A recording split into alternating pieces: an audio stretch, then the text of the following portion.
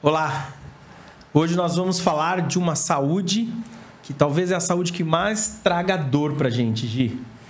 Tudo bem com você, minha amiga? Eu tô ótimo, e você, José? Eu também tô bem. Hoje a gente vai falar de uma coisa que dói, que é a nossa saúde financeira. Apresenta pra gente quem são os médicos que vai sanar o nosso bolso. Vamos lá, o Bruno Aoki, ele é fundador da Ativice Consultoria, especialista em investimentos, e o Igor, que é consultor financeiro. Meninos, tudo bem com vocês? Tudo bem, boa noite. Tudo ótimo. Prazer estar aqui. Eu já quero começar perguntando por que nós, e eu me incluo muito nessa, somos um povo tão bagunçado financeiramente. Vou deixar para quem criou, então, a Ativice. Eu acho que a ideia da Ativice foi justamente essa. Então, vamos lá. Legal, é um tema muito interessante para a gente que vive isso todo dia. E quando a gente olha para o povo brasileiro de uma forma geral, né, as informações que a gente tem aqui são bem ruins, né? A quantidade de pessoas endividadas no país, que tem dificuldade de se desenvolver, a quantidade de CPFs cadastrados na bolsa, né, os que conseguem fazer ali um investimento é muito baixa. Quando a gente olha um pouco a estrutura do país, né, se a gente for pensar, 20 anos atrás, a gente tinha uma dificuldade muito grande em vencer a inflação. Né? Não sei se, acho que os pais, né, a gente passava no mercado e via o pessoal etiquetando, né, os preços ali. Então, como é que a gente fala para essa população que a gente precisa guardar dinheiro, que a gente precisa se organizar financeiramente, sendo que no outro dia o produto estava mais caro, né? O posto de gasolina, a gasolina subia no outro dia. Então, eu acho que é um tema muito interessante, eu me orgulho muito de falar sobre isso, porque realmente é um problema que acho que está enraizado e a gente precisa agora conseguir trazer esse tema cada vez mais à tona e direcionar aí os próximos passos, porque acho que a gente merece, né? Eu acho também. E acrescentando, acho que na forma estrutural mesmo da nossa educação não tem essa parte de educação financeira. Então, a gente tem no colégio, não tem essa educação financeira. A gente sai da faculdade sem saber fazer o próprio imposto de renda. Então, acho que essas coisas acabam atrapalhando e dificultando também a adesão do povo brasileiro, né, ao planejamento financeiro. Eu acho que assim, fazendo um paralelo a essa brincadeira da saúde, o que dói, a saúde financeira, para mim, como médico, eu não consigo caminhar com o meu paciente se eu não faço um bom diagnóstico. Então, se eu não examino, se eu não peço os exames, se eu não vou atrás da onde é a causa inicial que está levando a uma patologia. Fazendo um paralelo com a parte financeira, o que a empresa de vocês traz para o dia a dia, para a pessoa que está em casa ouvindo? E aí eu já quero emendar com uma segunda pergunta. O que é a diferença entre um consultor financeiro com uma pessoa que só faz investimento? Ótimo. Quer que eu fale sobre isso, Bruno? Boa. Bom, vamos falar de anamnese, né? Que é trazendo aqui para vocês. A diferença, vou começar pela última pergunta, que eu acho que vai esclarecer bastante a primeira.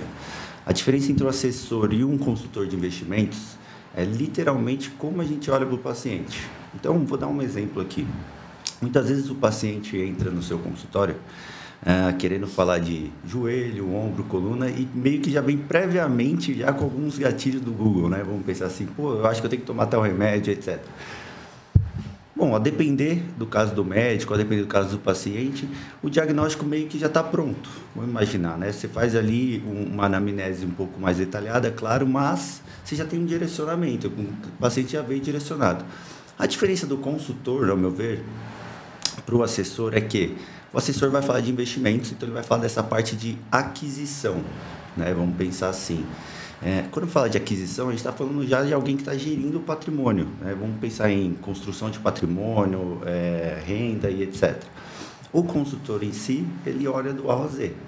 Então, acho que até por conta do nome da Ativice mesmo, essa instrução. Então, a gente vai desde um fluxo de caixa, parte securitária, a gente parte também da parte tributária, investimento. Então, a gente consegue olhar 360 do nosso cliente. Entendeu? Eu acho que essa é a grande diferença quando a gente vai falar de uma consultoria para uma assessoria. É literalmente saber quem é o cliente para que ele fique mais tranquilo para dar uma continuidade, até mesmo na parte de investimentos. Esse ponto é muito importante, né? A gente conseguir olhar para o cliente como um todo, né? O que ele busca, o que ele quer, se ele tem filho, qual a necessidade, quais os riscos daquela operação, e não apenas fazer uma carteira de investimento ali para ele que vai deixar ele um pouco mais rico ou não. Então, essa visão 360 dá muito mais segurança e credibilidade. E tem um outro ponto muito interessante que a gente acredita, né? Que a gente vê, que o consultor CVM, que é como a gente é chamado no Brasil, ou Wealth Management, que é chamado no mundo inteiro, a estrutura dele é isenta de conflito de interesse. Então, o assessor, muitas vezes, ele trabalha comissionado. Cada produto que é colocado ali, ele ganha uma comissão. E, né, existe um direcionamento ali, ou seja, tem produtos que são melhores, produtos piores, uns pagam mais comissionamento, tem um comissionamento maior, outro não. A gente não tem isso, a gente é completamente isento de conflito de interesse. Então, não faz nenhum sentido eu colocar nenhum produto para aquele meu cliente que não faça ele crescer. Meu objetivo é, de fato, aumentar patrimônio e, para isso, eu preciso proteger também. Então, acho que a gente fica do mesmo lado da mesa do cliente. Essa foi uma briga muito grande, é uma dificuldade muito grande que a gente passou por muito tempo. E a CVM, então, cria o consultor CVM a partir de 2018, com essa estrutura muito mais próxima dos países desenvolvidos. A Inglaterra, por exemplo, há mais de 10 anos é proibido esse modelo comissionado. Nos Estados Unidos, a maior parte também não é assim. Então, eu acho que a gente tem evoluído bastante. 2024 foi um ano muito bom para esse mercado. E a gente está aqui, tentando fazer nosso trabalho da melhor maneira. Exatamente. E como começar do básico a ser uma pessoa organizada financeiramente? Deixa eu pegar essa parte aqui. Quando a gente fala de planejamento financeiro, inclusive isso é um item que fez a gente abrir empresa, fez a gente ter propósito para trabalhar, a gente olha o planejamento financeiro de uma maneira muito, muito interessante. Assim. Ele nunca vai ser a parte mais importante da sua vida, né? Mas um planejamento financeiro mal feito, com certeza vai impactar tudo que é mais importante para a sua vida. Família, filhos, trabalho, esposa... seja lá, amigos, né? Quando a gente tem uma dificuldade financeira, ele impacta diretamente todas as áreas. Então, por isso que a gente vê como um ponto tão interessante. E aí, para a gente conseguir mudar, né, um comportamento, de fato é isso, a parte comportamental é que conta, a gente primeiro precisa identificar o que a pessoa quer. E esse é o primeiro passo. Então, às vezes a gente olha e parece que o planejamento financeiro, alguém vai me falar o que eu tenho que fazer com o meu dinheiro. E é completamente diferente do que isso. A gente vai definir o que você quer fazer. É você que vai balizar todo o nosso trabalho. E acho que essa é a parte importante. Né? Você define e a gente vai construir, né, o que é necessário para buscar aquilo. Então, por isso que a gente acredita que... Acho que é saúde financeira, realmente. Né? Como a gente pode alcançar a saúde financeira dentro das suas necessidades ali. Mas o consultor financeiro, ele cabe em todos os bolsos? Essa pergunta é assim, quem está lá no interior do Brasil, que está, né, lutando para poder sobreviver no final do mês, pagar as contas, um consultor financeiro, para essa pessoa faz sentido? Ou uma pessoa que está endividada? Vocês conseguem trazer uma luz para quem está nesse mar tenebroso? Sim, o trabalho de consultoria... agregando até o que o Bruno havia falado, ele não tem uma bandeira por trás, então a gente tem essa independência também. E o fato de ter essa independência, não sei se vocês acompanham, mas hoje alguns escritórios acabam pegando clientes acima de 200 mil, 300 mil e aí vai. A gente não, né? Então, claro que a gente tem o nosso foco, etc., mas a gente consegue agregar, sim, muito a quem tem uma renda um pouco mais baixa, ou até mesmo está endividado, fazendo todo o seu planejamento até de dívidas. E o bom da gente ser independente é que a gente acessa a prateleira do mercado financeiro, que a gente fala, né, num todo. Então, se o produto estiver na instituição A ou B, o melhor para o cliente a gente consegue indicar. Vocês conseguem. Exatamente. Sabe que é um ponto interessante nisso? Muitas vezes a pessoa está endividada. E ele já sabe que ele vai ter um problema ali na frente. Então, quando ele tem um consultor financeiro ao lado dele, tem algumas coisas que a gente precisa fazer. Né? Se a gente puder mudar o caminho, maravilha. Se não der para mudar o caminho, vamos se preparar para o que está por vir. Então, tem movimentos que, com certeza, mudam aquela situação. Agora, fato, né? Não é todo mundo. A gente também tem a nossa receita, né? Não é todo mundo que pode pagar por um trabalho. É por isso que a gente tem os programas gratuitos.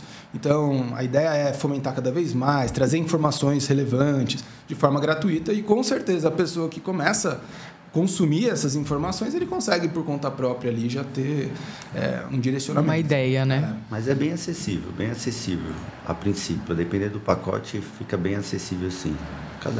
Cada cliente escolhe, né, a sua modalidade, mas é bem acessível, sim.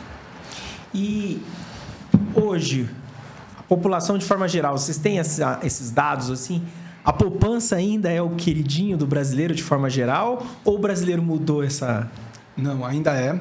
Hoje a gente tem mais de 70% da população endividada. Endividada Uau. quer dizer que tem dívida, né? Ela pode estar pagando a dívida.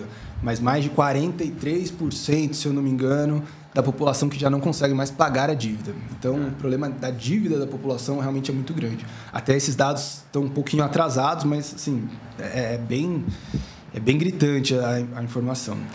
E mais de 80% da população investe na poupança. Então, o gerentão de banco, né, a população que tem acesso ali. A poupança não necessariamente ela é ruim para quem quer fazer poupar um dinheiro ali por um curto espaço de tempo. Então, o problema é que isso se torna recorrente e quando a gente olha para a poupança, muitas vezes ela não paga nem o custo da inflação. Então, é difícil ter hoje mais de R$1 trilhão investido na poupança, que não paga nem a inflação, podendo estar rentabilizando e gerando renda de outras maneiras. Então, realmente, a gente tem um problema estrutural aqui que tem mudado bastante, eu acho. Acho que o assunto tem ficado cada vez mais frequente, né? Isso é uma coisa muito doida, né? Se você for parar para pensar. Porque se ela não paga nem a inflação, se a gente pensar numa caixa d'água, o que você joga e o que sai é mais do que entra. Perfeito. Então, se você deixa lá 10 anos parado, a hora que você vai lá pegar, você perdeu, você não ganhou absolutamente nada, né? É falta de informação? É falta de dinheiro? Ou as duas coisas? Acho que as duas coisas. As duas, né? A gente entra na parte estrutural, né, do próprio aprendizado do brasileiro. E também tem a questão, querendo ou não, a gente tem que falar disso, que é a cultura. Então, meu pai fazia isso e dava certo, meu avô fazia isso e dava certo, por que eu vou fazer diferente? Só que as coisas mudaram, né? O exemplo clássico disso é compra de imóvel. Não é porque seu avô comprou imóvel a 80 mil, sei lá, reais, cruzados, etc., que vale hoje sei lá quanto, muito mais, que hoje está funcionando dessa forma. Hoje, 1 metro quadrado do imóvel ali, sei lá, 26 metros, eu sei que está mais de 300 mil aqui em São Paulo. Então, acho que é isso. As coisas vão se atualizando e se a gente ficar preso nas premissas, etc., a gente acaba se perdendo um pouco e parar um pouco no tempo também. Mas isso de ser cultural é muito... É verdade. É muito real. Tem problemas bem maiores do que a poupança no mercado financeiro de uma forma geral, né? Isso é verdade. Existem fundos previdenciários com passivos. Passivos quer dizer, aquele fundo que você só vai copiar o índice, né? Ou seja, não tem gestão, não tem equipe, com mais de 5% de taxa de administração. Isso quando a taxa estava 2% agora na pandemia, imagina que a pessoa perdia 3% ao ano de rentabilidade.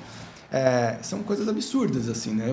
Esse é um fundo que normalmente deveria ter no máximo 0,2% de taxa de administração. Exato. Então, ou seja, é básico, né? São coisas que realmente assustam e a gente poderia continuar, que a lista é longa de problemas aqui, mas... Mas olha que interessante, eu sou uma pessoa instruída, né? Estudada, e você está falando, eu não entendo muita coisa. Sim. Então, acho que o buraco é muito embaixo, sabe? Eu acho que esse assunto, ele é necessário. Ele é muito necessário. Porque assim, hoje, quando a gente fala de saúde, a gente tem duas formas da população ser atendida. Ou pelo Sistema Único de Saúde, ou você ter o seu seguro, né? Seu convênio, seu plano. Se você não tem uma economia para gastar no plano de saúde, como é que você vai ter, né, esse acesso? Então, saúde financeira, querendo ou não, reflete na nossa saúde do dia a dia. Sim. E quando a gente está falando de cenário de Brasil, você falou da pandemia, você falou da parte imobiliária. Hoje, o Brasil vive uma saúde financeira boa? O futuro é promissor? Como é que vocês analisam hoje o mercado? Você diz economicamente. Economicamente. Posso aqui? Quer? Por favor. Essa é uma conversa... Não pode de números, né? Essa é uma conversa que poderia durar aí o podcast inteiro, né? E não iria sanar. Mas vamos tentar ser bem rápido aqui. A gente está vivendo um momento bastante delicado. Primeiro por causa de porque a gente tem uma dívida PIB hoje muito alta. Né? Essa dívida, como é que o governo toma dívida hoje? Emprestando dinheiro para a população, que somos nós. Cada vez que a gente vai lá no Tesouro Direto e compra lá, e investe, né, no investimento deles, a gente empresta dinheiro para a população. Sim. E qual é o momento, o cenário econômico que a gente está vivendo? Uma pressão inflacionária. E pressão inflacionária, vamos deixar isso bem transparente, né? Muito se fala de inflação, mas talvez a gente não saiba direito o que significa inflação.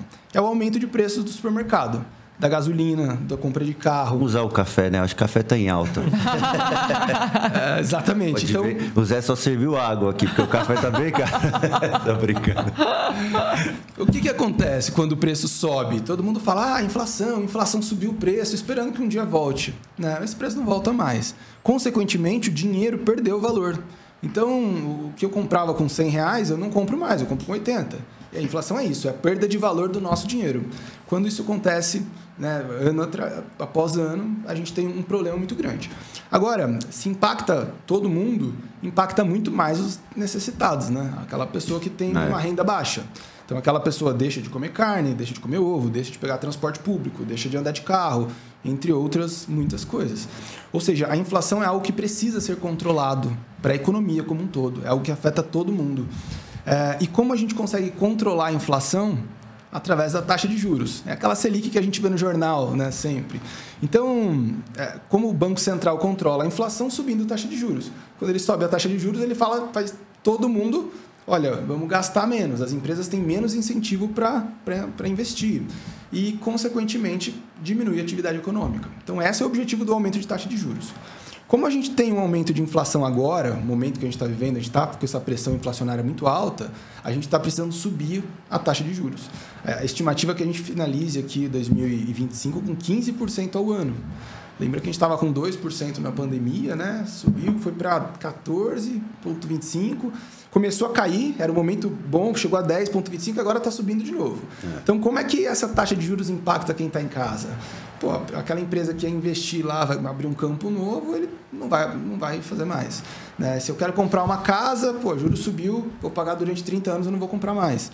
Consequentemente, né, perde emprego, as empresas perdem lucro, perdem receita. Né? Então, é uma coisa que pega toda a economia. Então, nesse momento, é um momento delicado. A gente provavelmente vai ter aí esse aumento de juros por mais um período. E isso impacta todos os investimentos de uma forma geral. E esse remédio Selic, taxa alta, você entende isso, Gi? Médio. É um remédio amargo, né? Um remédio amargo e, infelizmente, necessário. Mas é a única maneira. E aquela frase que teve aí recentemente, se tá caro, não consuma. Essa é uma frase, do ponto de vista econômico, aceitável? Não. Aceitável não. Ela tem uma racionalidade, mas não é aceitável. É como se eu falasse o seguinte, né? Pô, se você acha caro a bolsa da Gucci, é só você não comprar. Faz sentido? Faz. Mas tem algumas coisas que são essenciais. Então, a gasolina, você pode até não andar de carro, mas para o alimento chegar no mercado, vai precisar do diesel e da gasolina. Como é que vai fazer, então? Se eu não comprar, outras pessoas têm que essa demanda, né? Por coisas que são essenciais. Então, infelizmente, eu acho que foi um equívoco ali, eu acho que na frase, enfim. Eu penso dessa forma. Existe a lógica, mas ela não funciona assim como está sendo dita, tá? E quando a gente fala também de juros, Selic, inflação, o dólar, ele caminha junto com isso? Cara, ótima pergunta. Outro podcast inteiro aqui. Mentira. Hoje são drops de podcasts. Legal, muito importante esse ponto, porque grande parte do que a gente consome no Brasil é dolarizado. A carne é dolarizada. A energia, embora a energia não seja dolarizada, mas quando falta energia, a gente precisa... vai para a termoelétrica, que vem dolarizado. Então... É o carro, né? Eu acho que o grande sonho do brasileiro, que é o carro, é dolarizado. A gente acha que não, mas as montadoras só montam aqui, viu, gente? Porque toda a matéria-prima vem, a maioria de fora. Então, a gente dolariza também. Os próprios commodities que a gente tem, né? Energia, todo o resto vem de dólar. Então, quando o dólar está alto, realmente... você vai pegar um produtor, ele pode vender no mercado internacional mais caro, ele vai trazer esse preço para cá. Então, o dólar alto ele prejudica sim e ele aumenta a inflação. Foi exatamente isso que aconteceu, que impulsionou bastante aqui no ano passado, né, no final do ano passado. E, de fato, o dólar precisa ser controlado internamente, porque ele afeta muito a inflação e acaba atingindo toda a população. Só um adendo que acho que é muito interessante, fugindo um pouco da pergunta, mas tem uma questão muito dolorida que acho que eu gosto de falar. Quando a inflação está alta, exige uma alta de taxa de juros, né? E esse é um momento muito ruim que aumenta ainda mais a diferença social dentro do país. Porque você imagina que todo mundo tem um custo, todo mundo paga esse custo.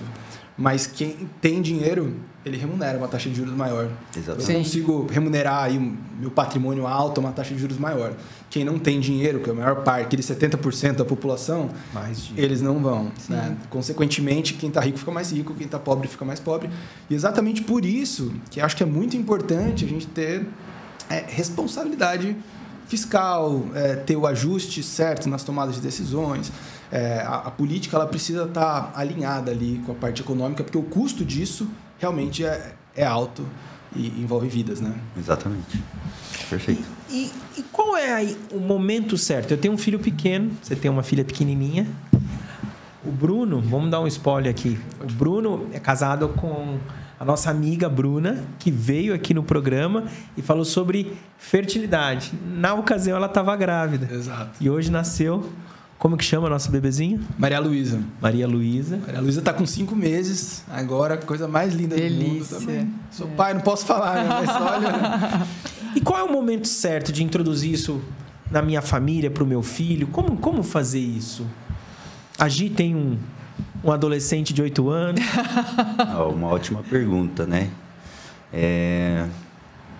Vou tentar aqui falar de uma forma que acho que pegue todas as famílias do Brasil. Mas se você dá sua mesadinha para o seu filho, eu acho que a responsabilidade já começa aí, já na instrução. Mostrar para ele como funcionam as coisas, talvez levá-lo até no mercado para ele entender que o salgadinho que ele gosta muito aumenta o preço. Quanto custa, né? Exatamente. E eu acho que, então, assim, o momento exato é quando você achar que ele já começou a ter ciência das coisas, né? Se você pode dar um celular para ele, eu acho que você também pode dar esse tipo de instrução. Existem até algumas revistinhas voltadas para criança. Tem até uma nosso amiguinho, junto com o Primo Rico, que ela é bem ilustrativa e, cara, ela fala bastante sobre esse negócio de cofrinho, como guardar dinheiro e etc. Eu acho que é bem lúdico para a criança, para a família, é bem legal na hora de você contar uma historinha e mostrar para ela como que começa a guardar dinheiro e pensar no futuro. Legal. Eu começaria um pouquinho antes ainda. Eu acho que a criança ela é o reflexo dos pais, né? A primeira coisa que ela faz é a parte comportamental.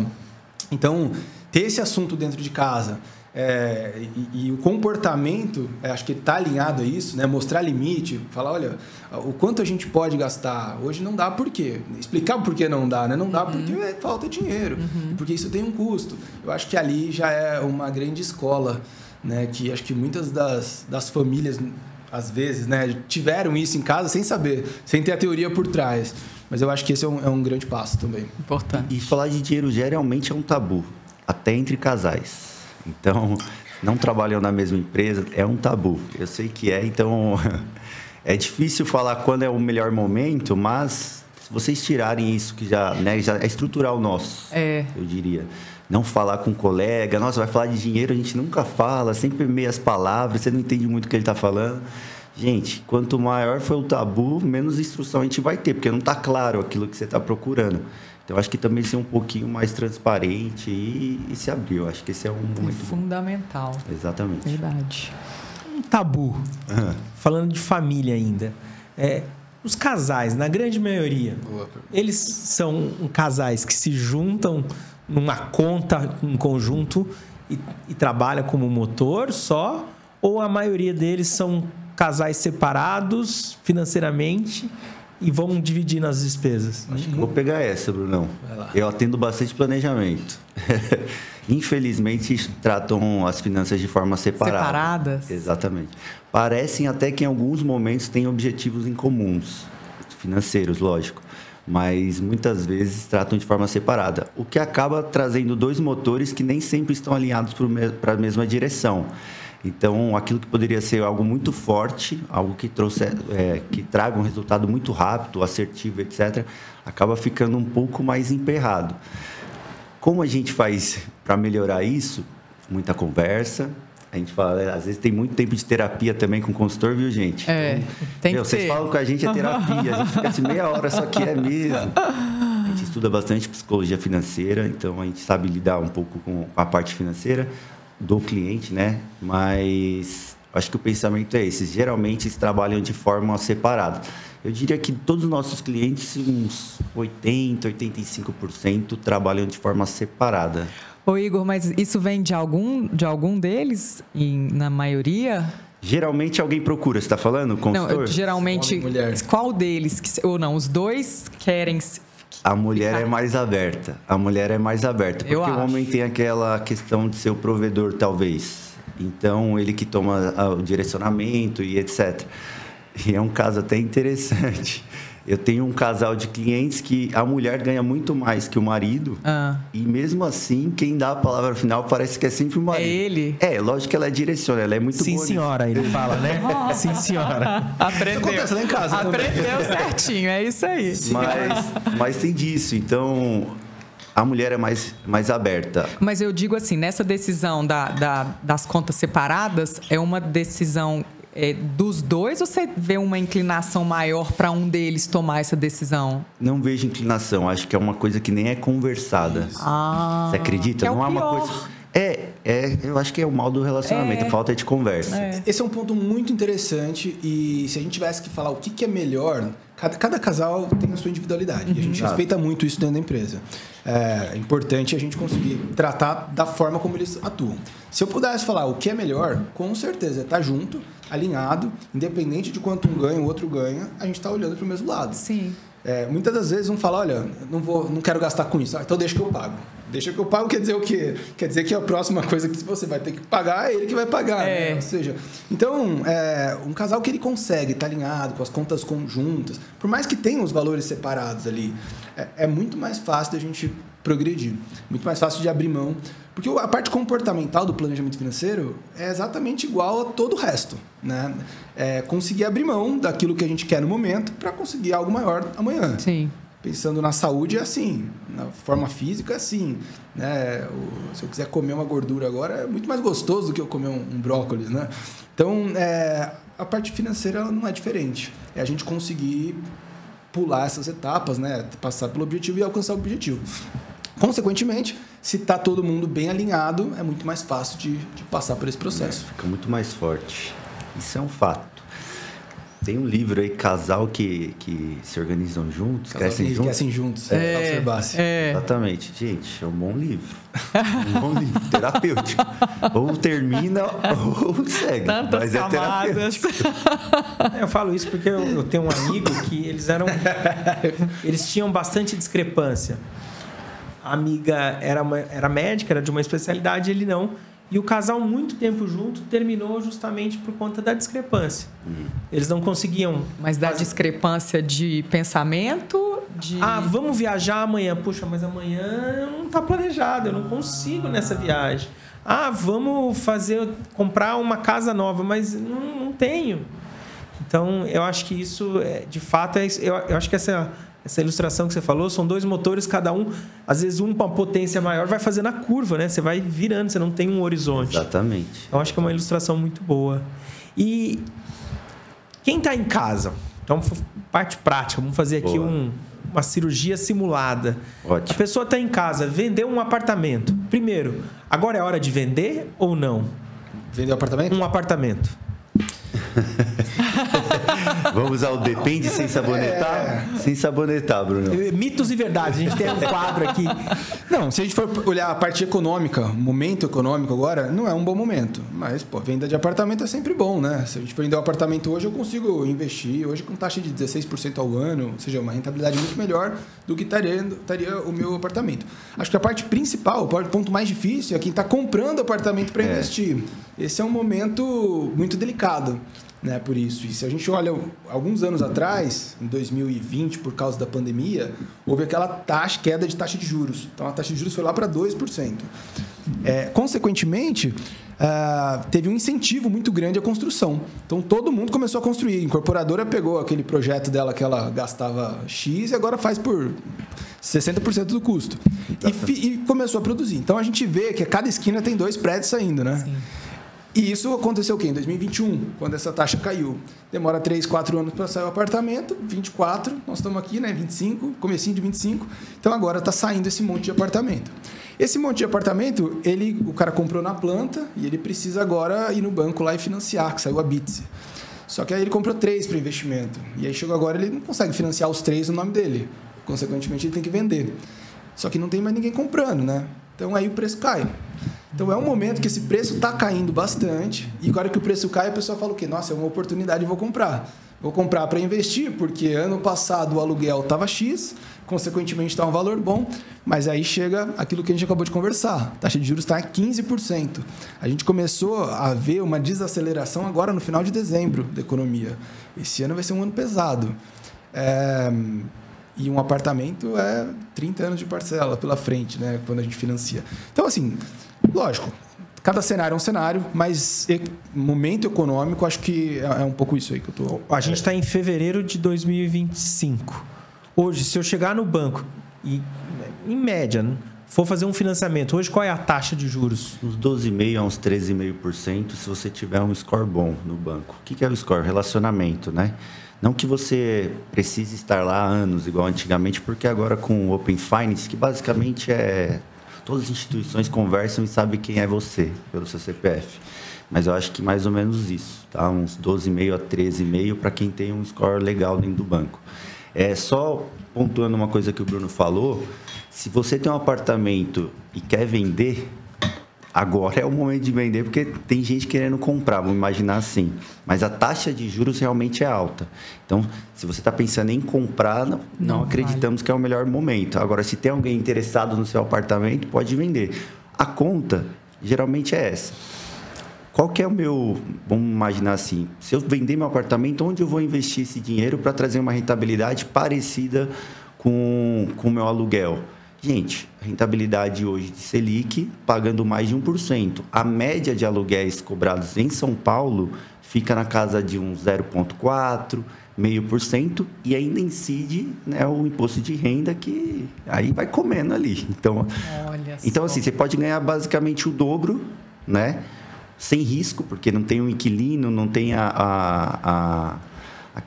Não tem IPTU. Não tem IPTU. Tem um desgaste. Não tem aquela pessoa que quebra a sua casa inteira. Exato, exatamente. Então, assim, falar que não é um bom negócio, Agora, tudo depende da sua negociação, de como é que você vai vender. Se tiver alguém querendo comprar... Mas eu tenho certeza que quem está em casa, dos mais antigos, da época da Zélia Cardoso de Mello... Não é da minha época. Não é da minha também, não. Teve aquele confisco. Então, eu acho que isso é uma coisa que fica na memória das pessoas mais velhas. O Collor? Exato. Aonde ele sequestrou aquele valor, né? Nem sei se é essa palavra que tem que ser falada. Sim. Que ele prendeu. Roubou mesmo, né? Então, assim, eu acho que esse é o medo da população, talvez, de falar, eu não vou deixar um montante investido. Qual é a segurança que a gente tem hoje? Muito bom ponto. O mercado mudou muito de 1990 para cá.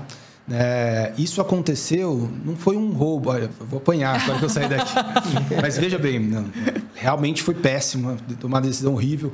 Mas o que aconteceu naquele momento? É exatamente o que eu estava dizendo. A gente vivia um cenário onde a inflação dava mais de 1.000% ao ano, mais de 100% no mês.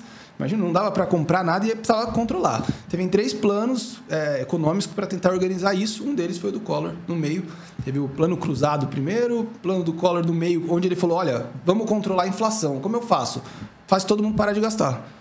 Congela o investimento de todo mundo.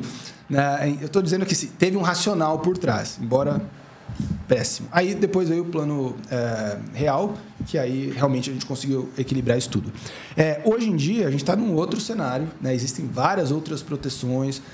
Se você faz isso, você vira realmente uma Venezuela. Então, acredito que É impossível? Não se sabe. Nós estamos no Brasil, mas é praticamente impossível. É outro momento. A gente tem fundo garantidor de créditos que protege. Não faz nenhum sentido economicamente ter algo desse tipo, né? Então, pode ficar despreocupado. Mas existem outros riscos de estar investindo. Conforme o nosso patrimônio vai aumentando no Brasil, uma das nossas estratégias é, de fato, levar uma parte desse dinheiro lá para fora. Mas hoje, acho que a parte mais segura ainda é dentro da Selic. Ainda é investindo no investimento, né, mais conservador ali e protegido. E acrescentando o que o Bruno falou, gente, se tratando de Brasil, até o passado é incerto. Né? Então a gente não pode bater nada aqui em pedra também. É boa. Mas, entretanto, todavia, gente, seguinte, pensa que hoje o Brasil ele tem dinheiro emprestado não só com a gente, que é o famoso tesouro direto, que a gente empresta dinheiro para o governo, etc., como ele também tem uma credibilidade por pegar dinheiro emprestado de gente de fora. Então, se ele faz uma coisa dessas nos dias de hoje, a credibilidade dele cai muito, né? E logo, para emprestar dinheiro para o Brasil se torna muito arriscado. E aí a gente vê novamente toda a crise do Brasil, que é principalmente dólar, né? Que é dólar alto, tudo fica caro para a gente. Numa analogia simples, imagina que o Brasil ele faz muita receita por ser um mercadão. Como assim? Ele exporta muitas coisas. Então, toda vez que o dólar está caro, eu como produtor e que quero lucro no meu bolso, eu penso se eu vendo para o Brasil ou se eu vendo para fora. Então, eu acabo afetando aqui a oferta do Brasil interno, né? Então, tem disso também. Então, acho que tem muito equilíbrio. A internet também veio para trazer muita informação que a gente não tinha, né? Hoje, a gente está falando num podcast que, alcança quantas pessoas? Então, querendo ou não, tem esse ponto. Eu acho que eles não têm mais essa narrativa e não tem tanto peito para fazer uma atitude quanto fizeram em 1990. Você falou de mercado externo, essas coisas, só para a gente pincelar, porque eu tenho dúvida mesmo. Com a eleição do Trump, com o Milei na Argentina. Criptomoeda do Milei. Exato. Que será de nós? Aonde nós estamos nesse cenário? A gente está seguro, está correndo risco? A vitória do Trump lá foi bom para a gente? É ruim?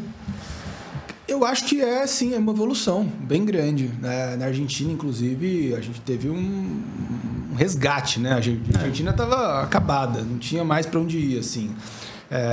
Era bom para tomar vinho só lá, ficava barato.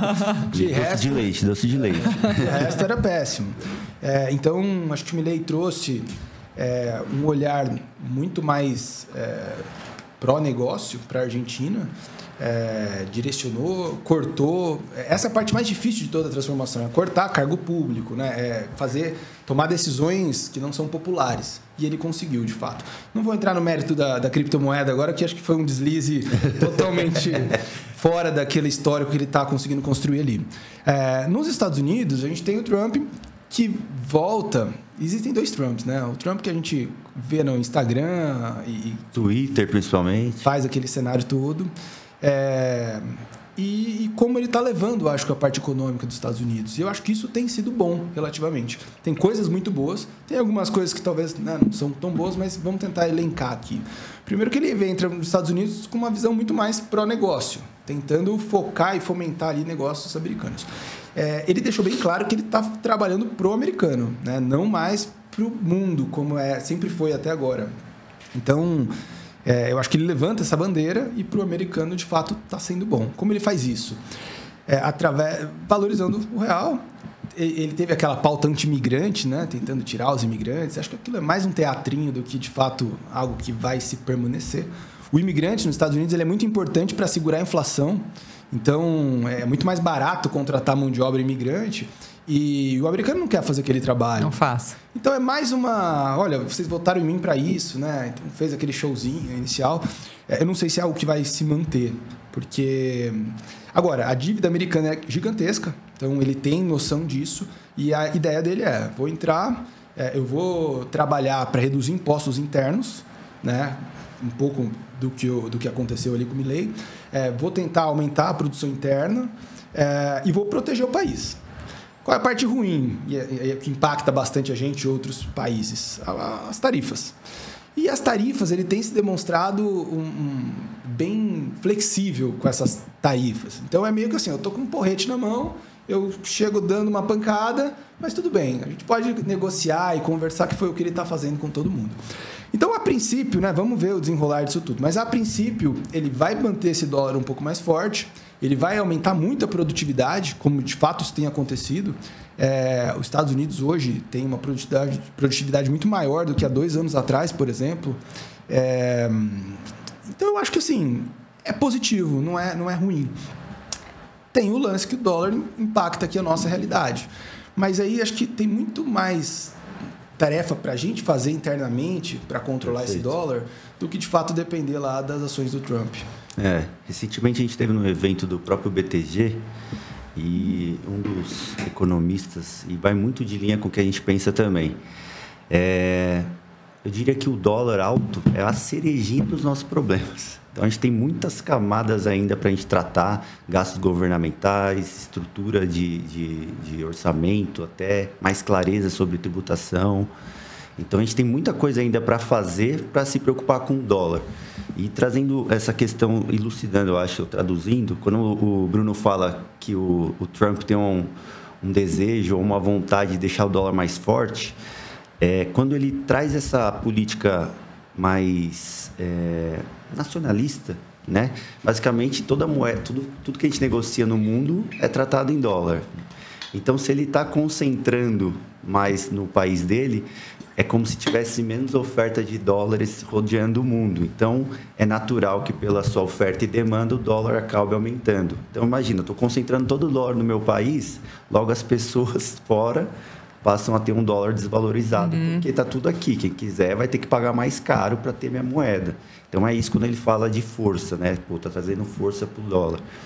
E, querendo ou não, o Trump está dirigindo a Ferrari econômica, né? Hoje, querendo ou não, os Estados Unidos é o cabeça econômico em todos os aspectos, tanto tecnologia e assim vai. E a China, onde fica nisso? É a Lamborghini? Em tecnologia? Em tudo. Acho que a economia chinesa hoje é maior que a americana, não é? Quando a gente fala em economia, a economia chinesa é muito forte. O problema é que a economia ela foi fechada por muito tempo. Era um país fechado por muito tempo. Difícil acesso. Então, até pouco tempo atrás, existia um boom da China, né, que estava forte. A gente vendia muito para a China, porque ela tinha o projeto de housing. Tava todo mundo construindo casa, e isso era uma coisa que o governo chinês incentivava bastante. Então, tinha um crescimento muito grande ali por trás. É a aposentadoria deles, é construir casa lá, tá? Comprar imóvel. Isso já não é mais, né? Isso já transformou essa estrutura. Então, perdeu-se um pouco o valor da China. Tirando que ela é muito menos transparente que os Estados Unidos, né? Você vê que o presidente do Alibaba, né? O Jack Ma, que era o cara mais rico da China, sumiu. Ficou 40 dias fora lá, ninguém sabe o que aconteceu com ele. Estava chamando muita atenção, o governo foi lá, chamou ele, sumiu durante 40 dias. Voltou depois, não falou mais nada. Será que é ele que voltou? Não, então, é isso, né? Eu acho que, em conclusão, é literalmente a forma de governar. Uma a hierarquia é totalmente diferente. Então, uma é voltado para a ditadura. Obscura. Exatamente. Faz aqui o que eu estou falando e assim vai, até corte de cabelo. E outra é uma coisa um pouco mais liberal, né, gente? Então, a gente está falando de duas Xi coisas Jinping, diferentes. é ele que está falando. Nossa coluna não tem nada a ver. Mas não tem como questionar a grandiosidade da China. E agora, né, o DeepSeek, que saiu para bater o GPT, a inteligência artificial, e isso, de fato, tem mudado o mercado. Tem precificado o mercado. A Bolsa Americana, nos últimos 2 anos, recorde atrás de recorde, por causa de IA. São as 7, 8 maiores empresas voltadas para a tecnologia que está crescendo. O resto já deu uma segurada há um tempão. E agora, recentemente, então, a China lança o DeepSeek, que é fazendo essa transformação gigante ali na parte econômica. Então, eu acho que a gente vai falar muito de China, né? A China está muito barata quando a gente olha o preço das ações interno. É um mercado que a gente tem que olhar mais de perto. Mas sempre não dá para igualar os Estados Unidos só pelo tamanho da produção interna. Assim. Acho que esse é o ponto. E hoje, terminando aquela pergunta, tenho um imóvel, vendi o imóvel, estou com dinheiro. Qual que é a dica hoje? A dica de ouro. De ouro. Para quem está em casa. Onde ganha dinheiro? Quem estava dormindo até agora e acordou. É isso. Olha, vou usar a palavra depende só para iniciar, por quê? Depende do que você quer, no final das contas. Às vezes você vendeu porque você está pensando em aposentadoria, às vezes você vendeu porque está pensando na compra de outro imóvel, às vezes você vendeu porque vai pagar o intercâmbio do seu filho, faculdade, etc. Então, tudo depende, né? Para a gente aqui dar a receita do bolo também. Usando a sua analogia, a anamnese. Se você chega aqui falando que você só está com a dor de cabeça, mas você está sentindo vários incômodos, vai ser um diagnóstico equivocado. Sim. Então, o que eu diria é que renda fixa hoje está pagando muito bem, gente. Muito bem. Tem ativos de renda fixa pagando IPCA mais 8. O que é isso traduzido, né? Pensa que você está conseguindo corrigir a inflação em 8%. Isso é muita coisa para o Brasil. Muita coisa. Fundos imobiliários, vamos dar um comparativo, então, da pessoa que estava vivendo de aluguel e agora pensou em viver de fundos imobiliários, que é a mesma dinâmica. Tem ativos pagando IPCA mais 13. Então, IPCA mais 13, a gente já está falando na casa ali de uns 17, pelo menos, ao ano. Então, acho que é mais ou menos essa dinâmica. Tem que ver o que você quer, mas a renda fixa pagando muito bem. E vai pagar muito bem, se você se estruturar agora, acabou de vender, realmente tiver dinheiro, cara, vai pagar muito bem pelos seus próximos 5 anos. 5 anos você consegue estruturar uma carteira e ter uma rentabilidade bem da boa, vamos pensar assim, para a dinâmica Brasil. José, eu acho que tem um ponto importante aqui, muito importante, e a gente testa ele toda vez que o mercado vai mal, que é o perfil de risco do investidor. A gente não dá muita moral para isso quando o mercado está bom, né? Mas quando o mercado tá ruim é a hora que isso vem à tona. Isso o cliente, né? A gente tem que fazer isso, a gente leva isso muito a sério. Por quê? Dependendo do perfil de risco do investidor agora, é o tipo de carteira que a gente vai montar para ele. Hoje, o que está seguro, que não oscila e que está rentabilizando mais? Pós-fixado, que é investimento na taxa de juros. Então, a gente consegue 15, 16, 17, sem oscilação, sem movimentação, garantido. Então, esse é o investimento da vez. Se você for vender uma casa e quiser colocar, você não tem muito conhecimento, é pós-fixado. Chega no gerente do banco lá e fala que era um pós-fixado. E com liquidez diária, tem que poder movimentar. Essa é a parte boa do pós-fixado. Agora, oportunidades a gente tem muito no mercado. É um momento que a gente está vendo as ações super apertadas, né? Super desvalorizada. Tem um potencial muito grande de crescimento. Tem fundos de inflação, como o Igor estava falando, títulos que estão pagando muito além da média de mercado, ou seja, do que é normal. Então, se a gente pegar nos próximos 2 anos e ter um ajuste de juros, que é o que provavelmente vai acontecer, a gente não vai ter mais essa oportunidade. Como já não tem mais o que tinha mês passado. Então, estruturar essa carteira agora, a gente consegue muitas oportunidades que a gente não vai ter daqui 1 ano e meio, 2 anos, com certeza. Mas, para isso, eu preciso entender o perfil de risco, porque tem 1 ano e meio, 2 anos pela frente. Então, dependendo do produto que a gente vai colocar ali, a gente pode ter uma barriga, né? Pode ter uma queda de rentabilidade momentânea. Mas, para quem tem perfil de risco, ou seja, quando a gente decide qual parte da carteira eu consigo colocar esses ativos, e a pessoa tem um acompanhamento, né, como empresa, que consegue explicar isso para ela, eu acho que ela fica confortável em passar por esse momento de uma forma mais tranquila e ter rentabilidade lá na frente. Fazendo esse mesmo comparativo, Gi, talvez para você, falando IPCA e tal, o que estão falando? Inflação, a média de juros pagos, vamos pensar assim, por investimento nos últimos 15 a 20 anos, era de um IPCA mais 5... 3... de 4,5 ali até 5. Hoje está pagando IPCA mais 7,5, 8. Então, faz só as proporções. Você já vê que está pagando 30% mais, com o mesmo nível de risco. Então, é assim, quer enriquecer? Use esse momento, né, para criar patrimônio. E eu diria até mais, voltando para a parte imobiliária, que o Zé usou bastante o evento da venda do apartamento. Gente, hoje, um dado que saiu no Estadão, tá? A gente bateu o recorde dos bancos pegando o apartamento que você financia, pegando de volta.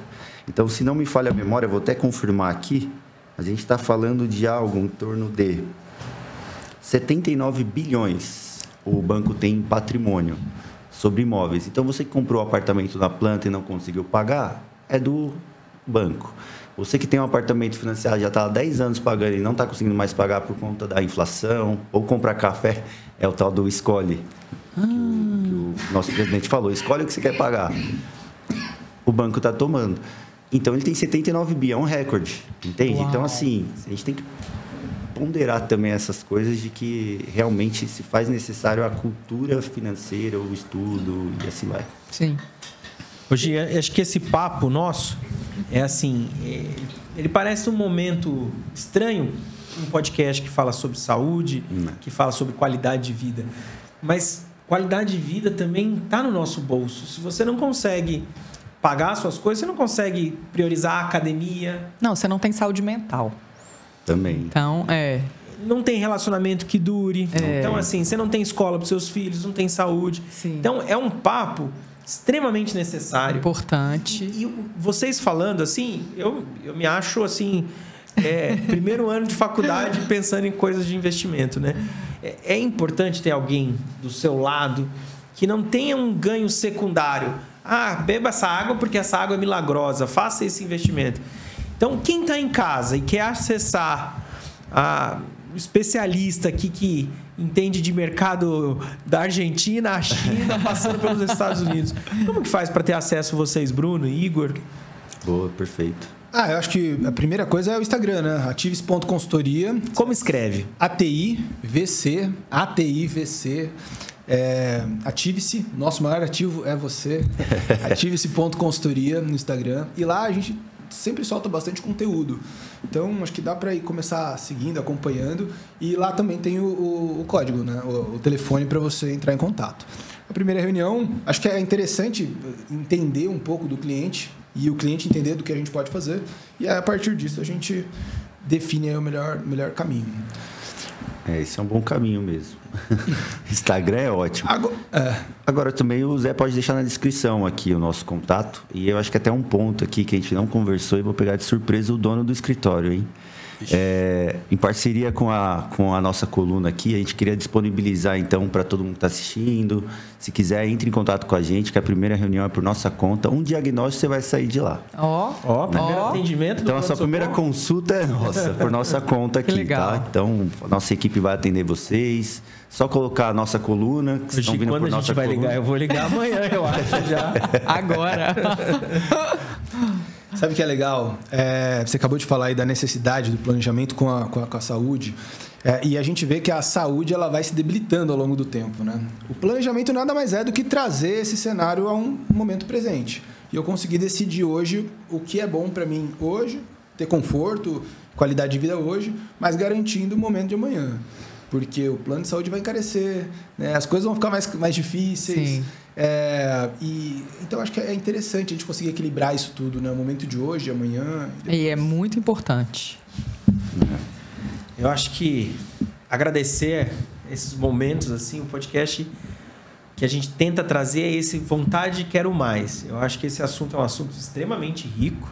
Eu acho que é uma outra oportunidade de a gente trazer alguma coisa mais gráfica, poder explicar para a população o que é poupança, o que é um CDI, o que é taxa de juros, IPCA, que eu estou pensando em pressão, alguma coisa assim. Inflação. Exato. Então, Bruno, obrigado demais pelo seu tempo, ter disponibilizado, o Igor. Cara, eu que agradeço o convite mais uma vez, Gi, Zé. Chamo de Zé, gente. Tem gente que chama de Júlio, eu chamo de Zé. Muito obrigado de verdade pelo espaço.